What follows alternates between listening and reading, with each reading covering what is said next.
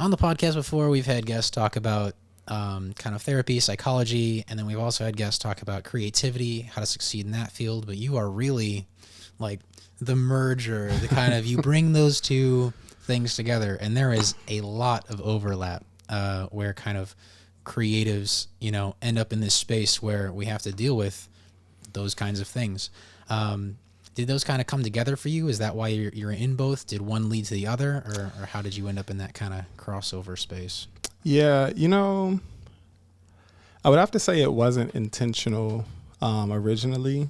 I realize now, as I look back at my artistry and like work and creating music and poems and all this other stuff, it was an outlet at times that I didn't either feel safe or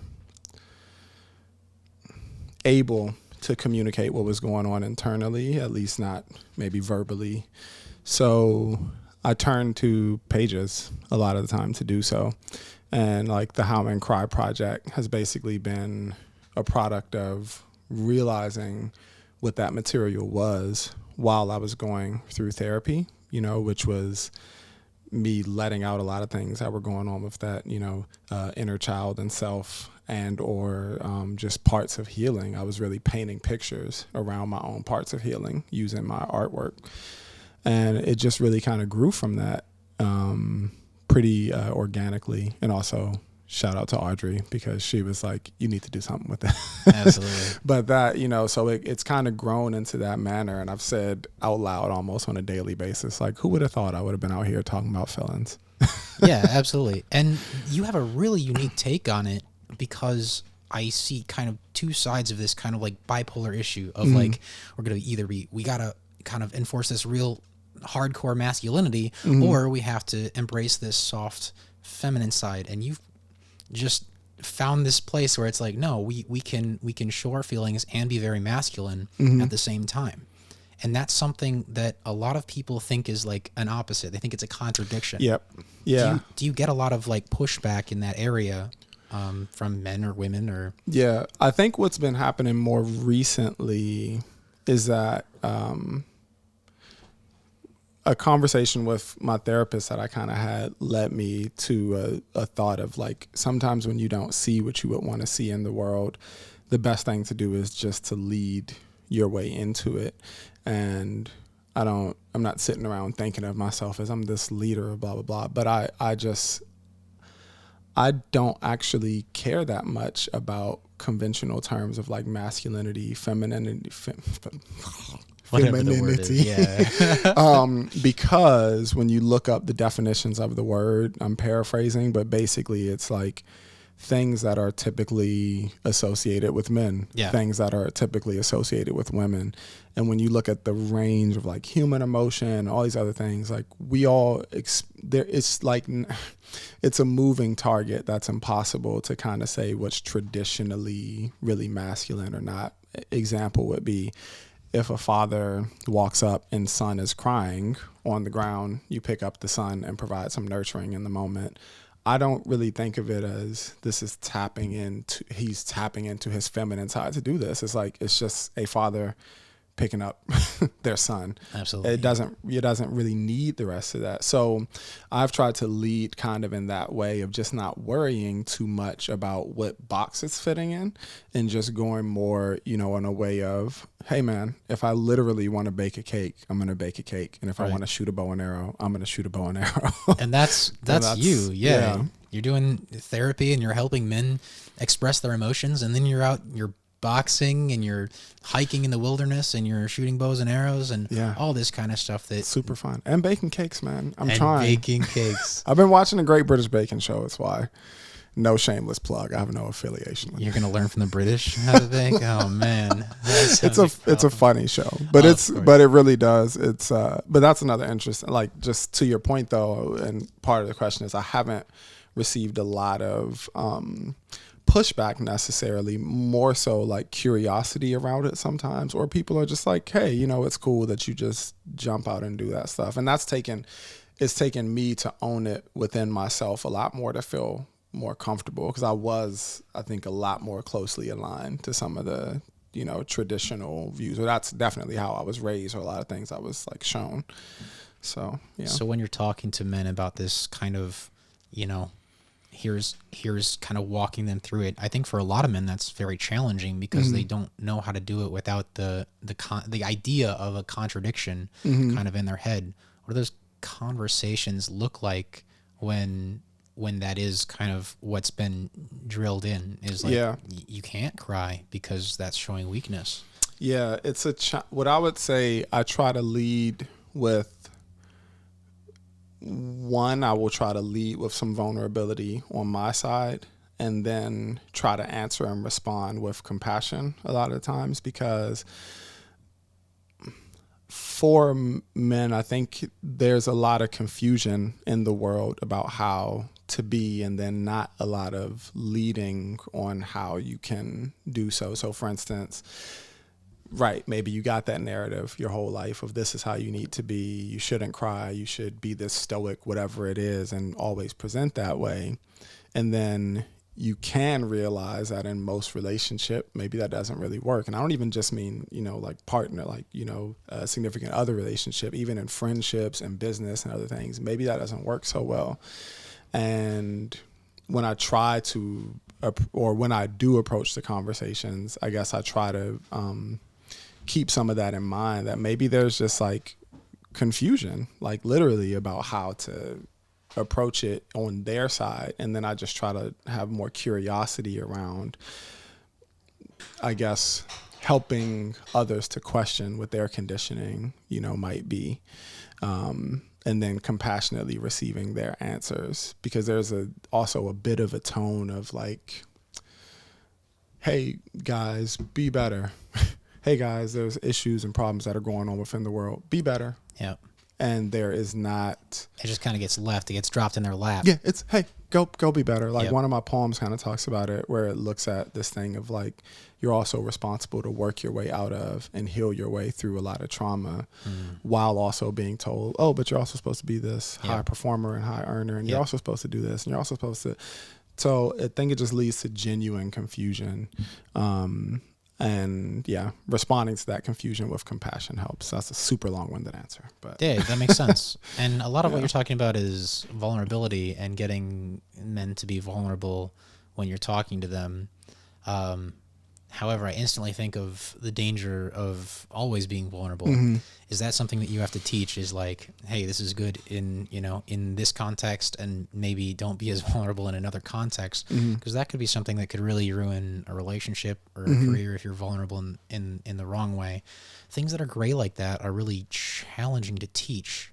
Do you ever struggle with that, or have you had examples where it's like, oh man, this was really hard because somebody went too far in being vulnerable? Yeah, I think in general, my rule of thumb is like pretty much everything within moderation. Like, I think it's a really good rule of thumb. Yeah, it really is. And it's surprising how well it works when that is, relatively applied, because as my cousin would say, he was on the How Men Cry podcast, there can be like pendulum swings sometimes where it's like, oh, there's so much of this thing. Maybe there's a lot of masculinity representing things that people don't want to see. Cool, we're going to go this super far direction this way. Yep. And then, you end up in those circumstances where maybe, or I don't want to say too much vulnerability, but what I'll say is I've learned to look at it more so, how can I just mindfully approach circumstances, like mindfully and skillfully approach circumstances on a case-by-case basis. And, within the moderation where maybe it's like, okay, I need to be stern in this moment, or, maybe I need to communicate in a way that is displaying less vulnerability, but if I can learn how to skillfully do so, it doesn't have to be overly extreme. I keep thinking of parenting and stuff where it comes to like, do as I say, not as I do. It's like, it doesn't have to be on that extreme, but you can say, hey, child of mine, I really feel strongly that, maybe you shouldn't do this, and maybe you could go about it this way. We can have a conversation about it, and that's where you can display some of your vulnerability in that moment, or tell me why you feel that way, and then proceed, And that comes to a conversation of values essentially. Mm-hmm. Is like, yeah, we can relate on one thing where we have the same values, and then on something else where we have different values, it becomes a lot tougher for us to advise one another when we're chasing different things. And potentially, if it's somebody that you've raised your whole life, potentially you have closer to more similar values. But with the men that you're working with, do you ever find these differences in values? Does that make it more difficult to work with, or do you just conform to whatever they're working with? Yeah, I think what's actually challenging is what I think society in general needs a bit more of, which is to be okay with people disagreeing with them. Oh, preach. Like Yep. It's okay. We've gotten into this environment of, oh, you don't agree exactly with me, then there's something wrong, or there's some issue, or I need to convince you into understanding more of me. It's really trying to accept people where they are, and a lot of the times understanding where they're coming from is more important than challenging where somebody is.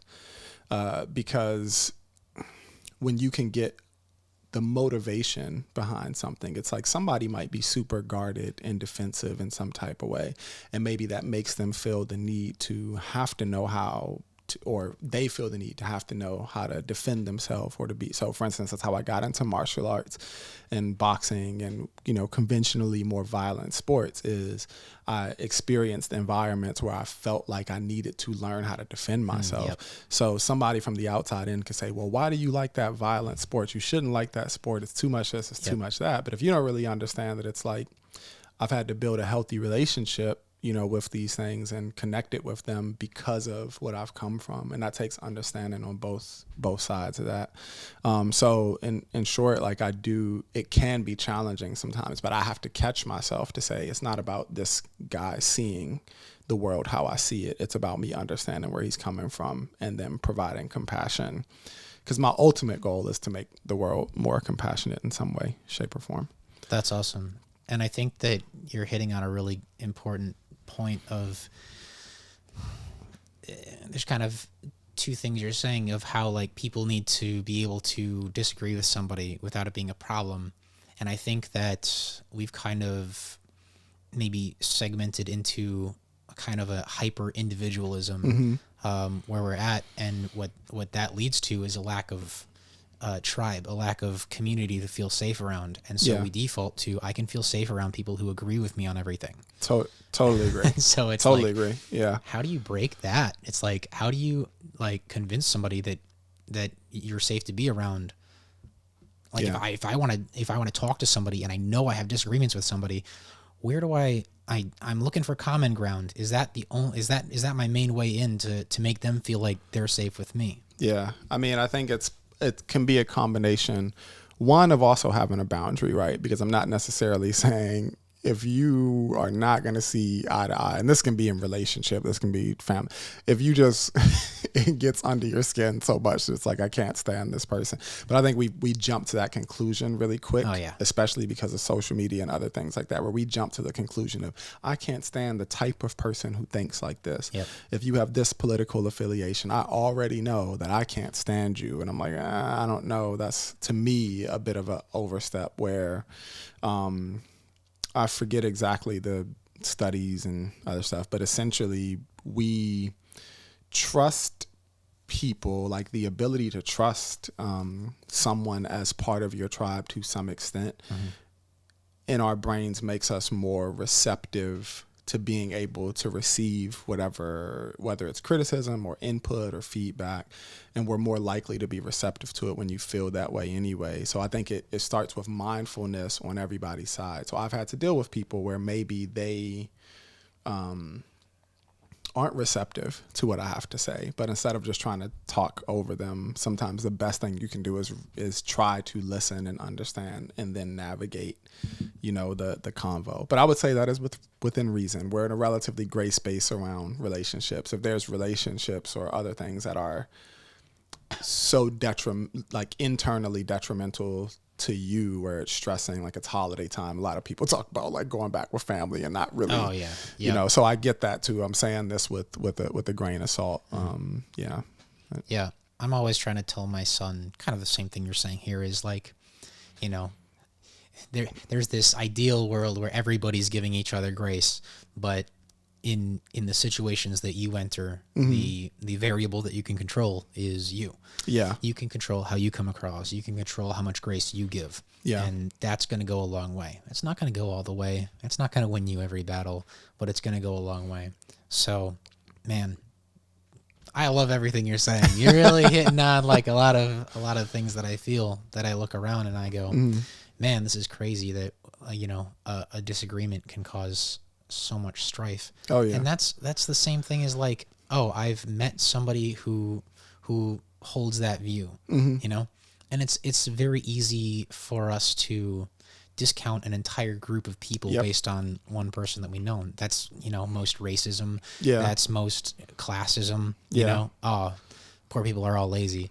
That's most like religions hating each other. All comes out of this idea that, I knew like 6 people who were part of that group and I didn't like them. Yeah. And therefore they must all be miserable to hang around with. And it's true. That goes through politics and stuff like that. And it's like, we don't even have to meet people anymore. We get shown the worst examples, in media, whatever side we're watching, we get shown the worst example of the other side, and we're just, I'm convinced that they all must be just like the examples that I'm being shown. Yeah. So we don't even need to get to the point anymore where we've met a few people who hold have that the view. experience. We're just cluelessly going into these situations, Yeah. and just thinking that we know, like what a person's like. We're just extrapolating their values from something like that. Yeah. Well, and that point. A friend of mine asked me earlier. So I've been all over the country this year, and overseas, actually fly back overseas like in 2 days. I saw. But one of the things that's interesting is, and I've done like a lot of camping and hiking and other things that, if we're just being real, are not conventionally solo black person walking around doing. All right, let's just go ahead and say it now. But part of what has been fascinating is, from the outside in, a lot of people have made commentary or statements of, well, why would you want to go into this environment? Or, oh, the people that are there. Or, oh, you went to this state. This is going on. Just all these other things. And I usually don't. If it's a personal connection or somebody I know, maybe I will actually question it. But a lot of the times I'm just kind of like, have you actually experienced what you are talking about? Sometimes we have, but more along the lines of what you're saying is like, how often have you gone out into the world to experience? And the reason why I bring that up is actually a story, if it's okay, that I want to share. Short story. Yeah.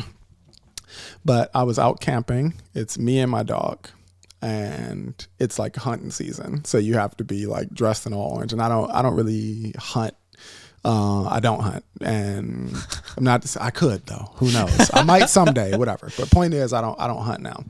And I'm out there with my dog, and it's like fall, winter time. So it's really not a lot of people out there. And the only individuals who are on this campsite are hunters.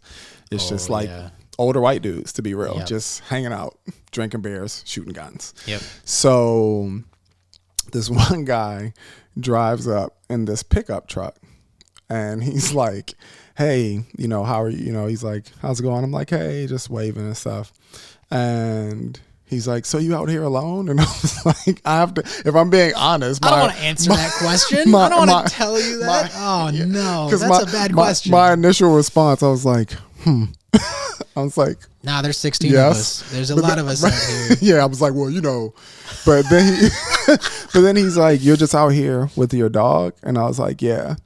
And he goes, this dude's probably like late 50s, 60s, something like that. And he goes, this is the first time in like over 10 years, whatever amount of time, that I've been out here without my dog, because she the dog had just passed in whatever amount of time. And he starts tearing up. I had no interaction with this guy before this. Zero. And he just starts, tearing up and talking about it. And he's like, a guy that's out here, friends with his dog, is a friend of mine. And, waves, drives away. Every preconceived notion that I would have had, this man just challenged in 1 second. Jeez, yeah. Like challenged it about how I think a hunter could be, how I could think that this older dude out here could be, how I could just envision all these other things, whatever, how I envisioned him expressing and talking about vulnerability, just all of this stuff in just this little short interaction. And it's moments like that that I've had in plenty of areas that individuals would say, oh, you shouldn't be in this area. And when I've just person to person interacted with people, I mean, it's crazy. So that moment like touched and really changed for sure. Like I usually try to take a step back before just saying, who is this individual and all these preconceived notions? And I have no idea how he feels politically. I don't know what his religion, no idea, you know, but that moment. And we actually ended up, we did have one more action because we actually ended up exchanging numbers, and he said he would teach me how to shoot bow and arrows and guns. I've tried to call him a couple. We got on the phone one time, but part of why I even picked up a bow and arrow, now that I think about it, is from that interaction. Wow. Yeah. That's incredible. So I'm not sure about this, but it seems to me like we weigh negative interactions more heavily than positive interactions. Yeah. But this really made a difference for you, potentially because there was an emotional aspect to it, and that makes it easier to. Any emotion gives an interaction more weight, gives a memory more weight, and so when it comes to having positive interactions with people, I think a lot of times when we think about what does a positive interaction look like, what we're thinking of is a neutral interaction. Yeah, that's a good point. And so, man, this just happened naturally. Yeah. If we're like trying to create more of this, any suggestions? Meditation is number one. Interesting. And the reason that I say that is I think something that should really be taught together is meditation right alongside with things like therapy. The reason that I say that is because our initial cognitive reply for most things is with our fast brain opposed to our slow brain. And so the fast brain, I'm not using, like you're talking without going into, I read a lot of books on this stuff. Yeah, absolutely. The point being, if you say something that is offensive to me or somebody cuts me off in traffic, my animal brain is basically like, boom, on fire. Yeah. Like on fire, violent response, whatever else. Whereas I may have the slower brain that comes online a little later that's pretty much like, it's not really the best idea. Is it this, is it that? But that first one still informs the second one a lot of the times. We just like the reason why I'm saying that is our emotional response is so fast, and we're all human, but that compulsive response is like really, really, really quick. And meditation essentially trains the brain on how to better process and witness your thoughts and your emotions as they come in. And you can do a better job at catching that initial response and processing it more slowly.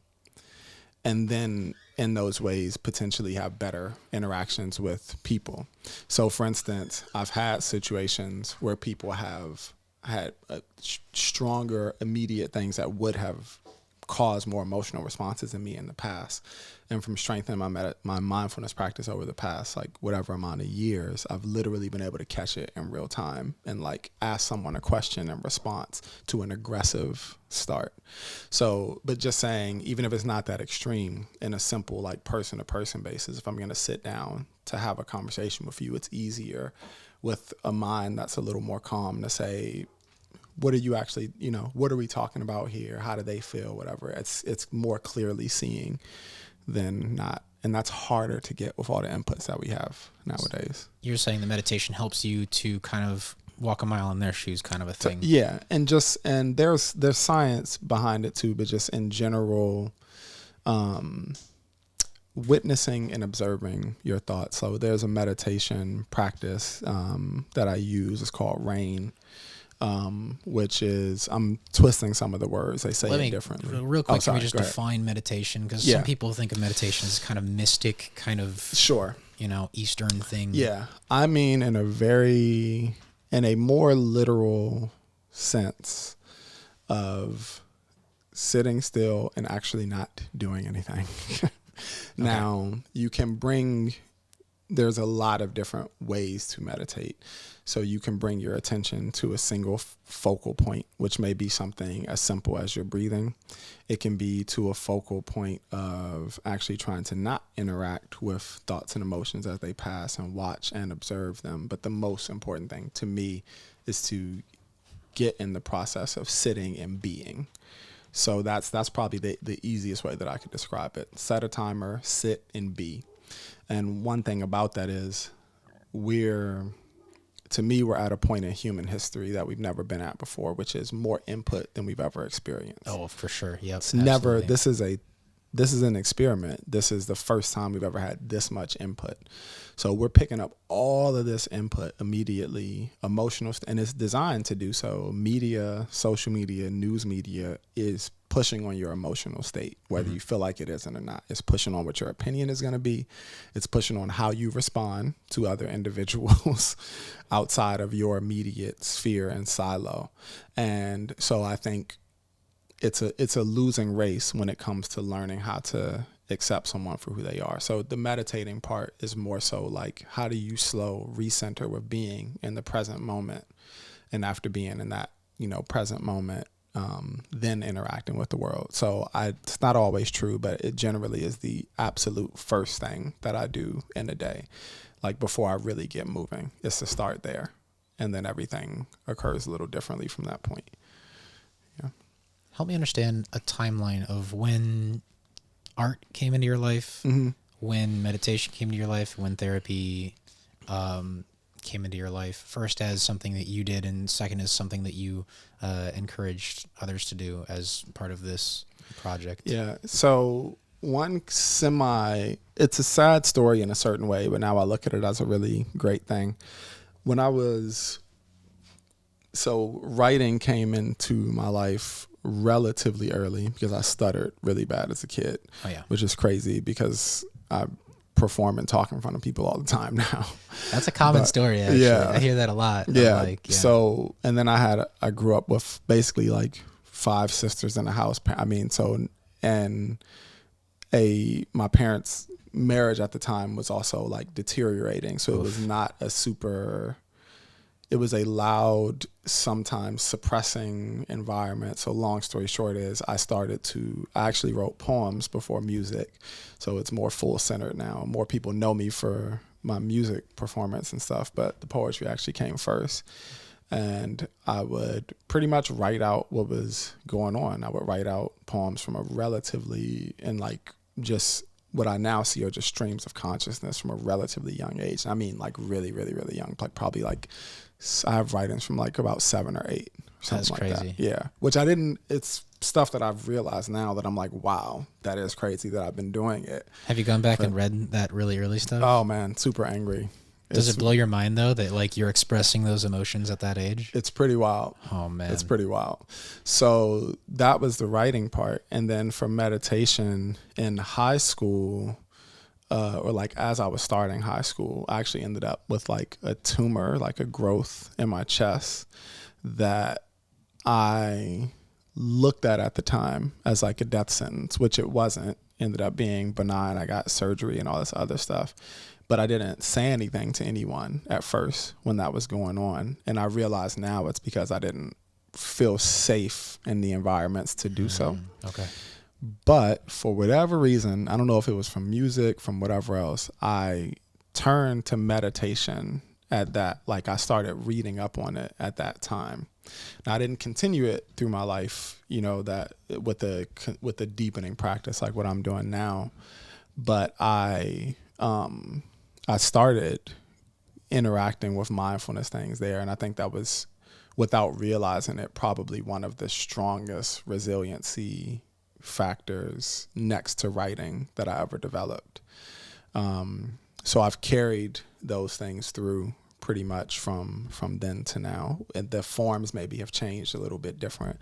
Boxing, was a very meditative thing to me because it was very mind and body present. And I would get into those, sounds weird, but like Like boxing Yeah. and sparring is relatively meditative for me. Yeah, it's therapeutic. Yeah, You're so. going down to a base level of instinct. You know, you're very like focused on reactions rather than focused on it's in the back of your head, Yeah, right? Is yeah. everything you're doing is you know, after you train enough, it doesn't start that way, but after you train enough, it gets to the point where it's somewhat second nature, Yeah. and then it's rhythmic.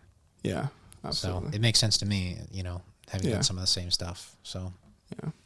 and so therapy has just been kind of a consistent part of your life, from writing, from meditation, from kind of grade school. Yeah. Well, so, and more, what I would say with a trained therapist, I left out that part. Yeah, With a no, trained of course. therapist, that was over the past 3 years. I've gone to a formal therapist for the past 3 years, but my therapist is a very knowledgeable meditator. And part of what has been great is that I've been able to develop more of a mindful practice with therapy. And why I said I think therapy and meditation I hate saying should be taught together, is because, so in therapy, say you identify a lot of these things that are going on with you internally, and maybe you start to be able to trace back a story of, oh, this happened to me in childhood, and maybe that's why I respond to this information, or why I don't feel safe in this kind of relationship, or whatever it may be. Actually working on changing what the behavioral response is to it happens through mindfulness, because it's catching a feeling or emotion or an experience and then making a different choice once you're aware of that information. And that gets easier to do the stronger a mindfulness practice is, because you see the thought easier. It's, oh, boom, that happened. I feel abandoned, and I know that feeling abandoned comes from this thing in childhood and whatever else. Am I going to self-soothe the way that I always have from feeling abandoned, or am I going to choose to maybe do something differently? And choosing like that over and over and over again is what forms new habits and what forms new relationships to things. So to me, they go hand in hand. And I wish that conversation happened. I mean, I guess we're having it now, but I wish that conversation happened a lot more, because I think people would get even more out of their therapy practices with it. Yeah. So, I mean, hopefully this podcast is the place to have those conversations Yeah. that everybody wants to have more of. You know, I want to go to different people and get those kind of things. Man, so how did therapy change or adjust or help the way that you meditated, or did it add something new? Yeah. You said it helped you to be more mindful about it. Did Yeah. you feel like beforehand it was less mindful? I don't know. I think when I used meditation before, it was in the very, if I had to say, conventionally, Like following the script kind of a thing. yeah, well, and I would say almost in a way of it needing to do something for efficiency. Oh, okay. You know, I need to have a clear mind so that I can be more efficient to do blah, blah, blah. Like if you want to say to, conventional masculine narratives, Yep. it was closer to that, where it has the utility. And it still has utility to me, Yep. but it's more so about me connecting with the self in the present moment. And understanding. It was task oriented before. There you go. And now it's more interpersonal or intrapersonal. Yes. Maybe. No, Yeah. exactly. And Interesting. Okay.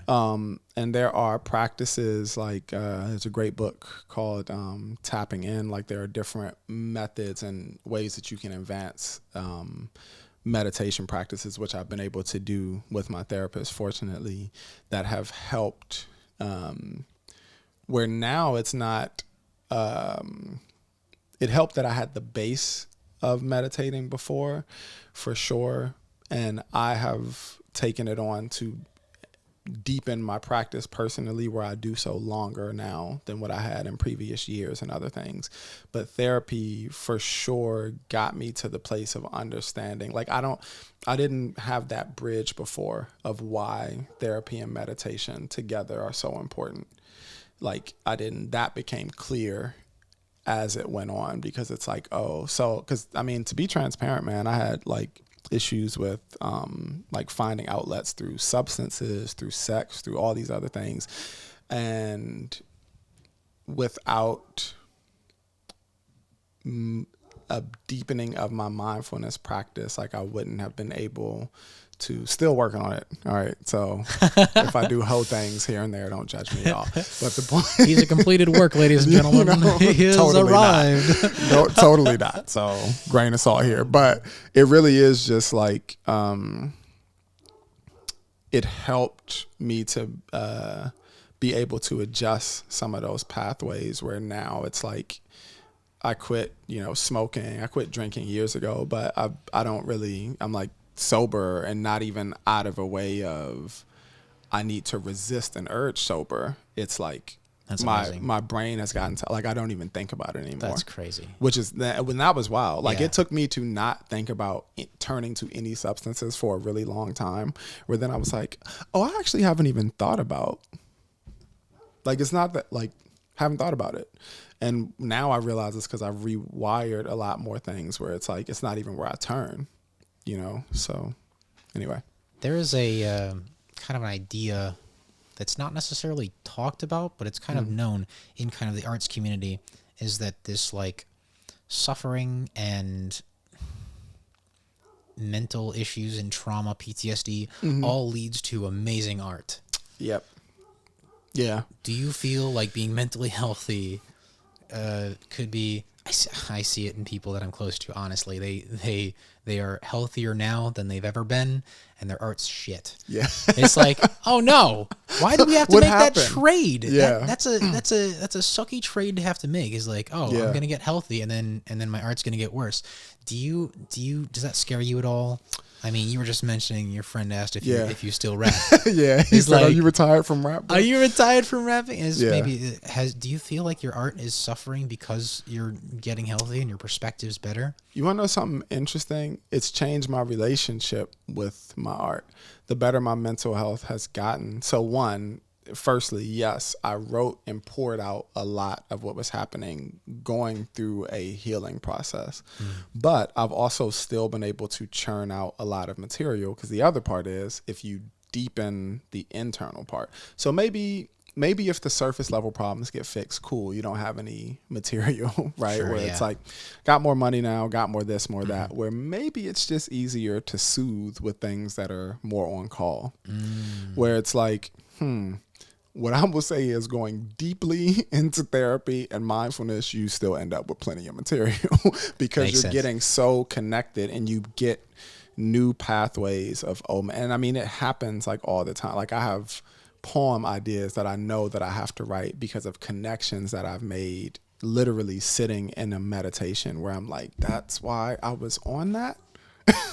And this is, Jeez. so I think that, and I do think that sometimes you have to change where your inspiration comes from, because, Oh, absolutely. Different place in life. You absolutely Different place. You get a different inspiration. Yeah, different place. things interest you. Different things are happening to you. yeah. And it changed, and how it changed my relationship, for instance, with music. There's still music that I want to release, that I'm going to be releasing within this next year coming up. But my connection to music, I think, was, or in the past, had been more ego driven Oh yeah. than what my connection to some of my spoken word and art and stuff is. So it's not that music is on a shelf for me entirely. Still enjoy a lot of things, still create it. But when I look at, what is actually moving me and moving people, and like where I really want to align myself, and for the moment, at least could change how this interacts. But my stronger pull is to do this like storytelling through this spoken word material and connect people with what's happening with, the general How Men Cry project. So That's awesome. I feel like if you can continue to create at a level of excellence, the story that's going to be told just by listening to your older music and then listening to your newer music, and just seeing that perspective change through the years is going to be really powerful. I've seen that happen with a few artists, where they start in a pretty bad place and they get a lot of notoriety while in that bad place, and then they make that arc. That, you're absolutely right. That's not always bad. Yeah. There's a lot of situations like that where it's like, oh my goodness, This guy kept on creating awesome art, and he got healthier, and Yeah. now his perspective has changed. He still talks about the same issues from a whole different perspective. Yeah. I wonder all the time about what Juice WRLD's music could have sounded like if he had your journey. Yeah. Yeah. And that just, it kind of kills me inside. Yeah. To think that he didn't get that opportunity. Yeah. And that is, I mean, and that is the thing. Like a lot of the times I think we turn to art. I know that we turn to art a lot of times to express what's going on internally, whether we know it's therapeutic or not. Like it was amazingly obvious in the therapy sessions, or in like once I became aware that it's like, oh man, maybe I'll give you. So one, yes, for artists, definitely encourage things like therapy and deepening and understanding where your material is coming from within you. Not even, we get focused sometimes on how people consume our art, which is great. But I care honestly a bit less about, like, I care about that for what it does for people, but for like the me relationship with my work, understanding where it comes from. And a great example would be a connection that I made. I wrote a poem to my future hypothetical child. Oh, wow. Yeah. So, and I wrote this months ago. And hadn't really gone back to even like look at it. It'll be in like some of the literary work that we have coming up. But when I sat and reread it, literally like 2 days ago, I was like, this is to me. It's to my inner child. Oh man. It's to mine. When I really sit back and look at it, I'm like, it's to you. And that was a connection that's like, it seems so obvious and clear in certain ways, but when I really read it back, I'm like, this was everything that you needed, or that I felt like I needed, And I think for a lot of artists, sometimes, like, it sounds so cliche, but it's like the answers are within you and stuff. Like, we're looking outwardly sometimes, like, so hard, because and we're also taught that to look outwardly for everything. Of course, yeah. The more followers, the more this, the more that happens all the time, that we think it's going to fix it. And then you can potentially get there. And then it's like, why do I still feel off? And that's because I don't think that's, that stuff is nice. It's great. The bells and whistles are nice. But that internal, man. I was just talking about this with another creative I said, nobody sets out to be, well, this might not be true with artists. Some people might set it off to be, Billboard Top 40 or whatever. Yeah. That might be a goal that they have. But with people who are artists because they want to communicate something, that's a kind of a twofold mission. Is first, I want to communicate something of value, something important. Yeah. And then secondly, I want to communicate it to as many people as possible. Yep. If I lack either of those, it's empty. Yeah. If I communicate to a ton of people, but I don't have a message. Yeah. It's empty. Or if I communicate something really valuable but nobody hears it, it has no value. And so it's like, we need both of these. And the easiest thing to drop is the message. Oh yeah. It's easier because there's no metric for it. Yeah, there's no view count. There's no measuring of, does this have a message that's important for people to hear or not. Yeah. And that's an unfortunate thing of now with artistry and entertainment. And I go back and forth with it all the time. Like, it's a conversation that I've had to learn how to own more, in terms of like creating more of what I really want to create, and going on the stuff that what I want to do is move people's like hearts and minds and, internal spirit, whatever it is, for like with this artwork and creation. But it took me a second to realize that was actually what is the most important for things, because it's happened. I mean, we're not like, I don't have huge crazy numbers or anything like that, but there have been times where material of mine has gone more viral or gotten more views and whatever else. And there's nothing worse than something like that happening, and then internally you feeling, one, either like not grateful for it, or it not really working, and then you just chase the next, like, it's not working internally for you, and you just chase the next thing. Because the fact of the matter is, like, if getting the most views and the most numbers and the most money worked, then everybody would be super perfectly happy.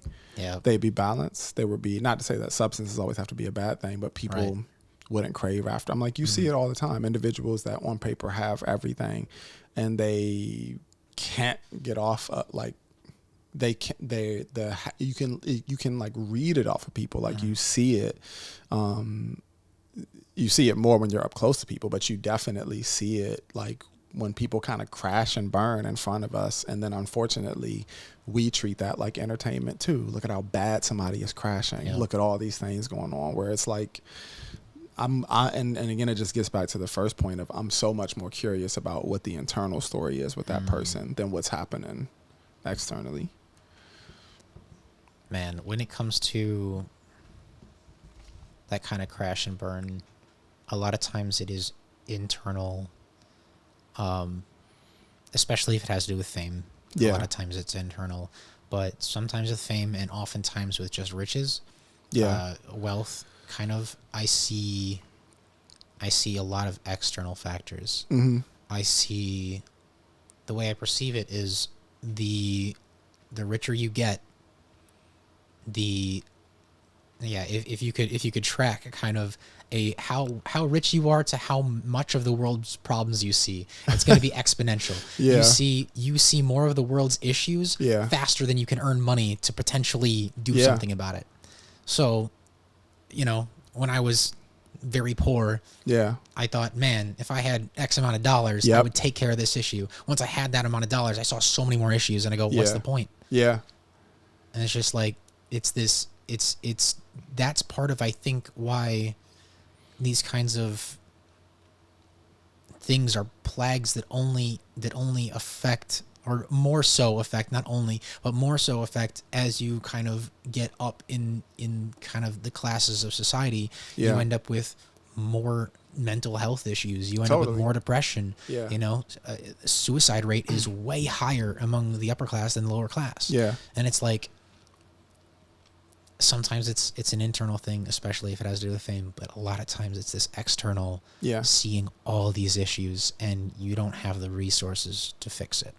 And when I look at humans, I've studied quite a bit of human history on like longer time scale. So looking at like hundreds of thousands of years, couple million years, whatever, like evolutionary development to now, because it informs a lot about what's going on within our brains. And then it also, like, in theory, the book Sapiens talks about this, where it's like, in theory, right now we should pretty much be good. Like, if you think from humans being outside, needing to get real simple resources, where it's like, hey, it is cold. Do we have wool? Now, I'm not saying that everybody in the world has access to these things. So I'm saying this within the context of, a certain amount of privilege. You know what I mean? Like a certain amount of privilege within what a lot of people have access to, which is, in theory, we should all be happy with running water. We have, restrooms. You have a house that's heated, Basic whatever else. You can call, even being relatively broke nowadays, may not be the money you could or should spend, whatever, but you can call to have somebody bring some food to your door. From like an evolutionary standpoint, you have to hunt and catch this animal and then skin it and cook it and hope a bear doesn't eat it before you get, like, from that standpoint. So, and part of what the book kind of talks about, and what I've also landed on from looking at some of this stuff, is like, it's dangerous when there's no sense of being content internally, and it's always external that's feeding what we're motivated by. Because you're right, people who are rich or whomever else may see more of the problems within the world, other things too, but there's also so much of our society that is intrinsically, and I'll say U.S. society, keep it more specific, that is intrinsically focused on the external thing is supposed to bring the happiness here. That's supposed to this, and that. The more money that's going to get me. And I'm not saying that those things can't make you feel better in some regard, but it's like, we're looking at these resource things, where I've been trying to work internally on how do I cultivate a sense of joy regardless of what's going on, like, and cultivate a sense of being present, and not necessarily content where you don't take any emotion at all, but just, to a point of I spend a lot of time camping in the woods. It brings you right. It does bring you back to it where it's like, it is 15 degrees out here and I'm in a thin tent.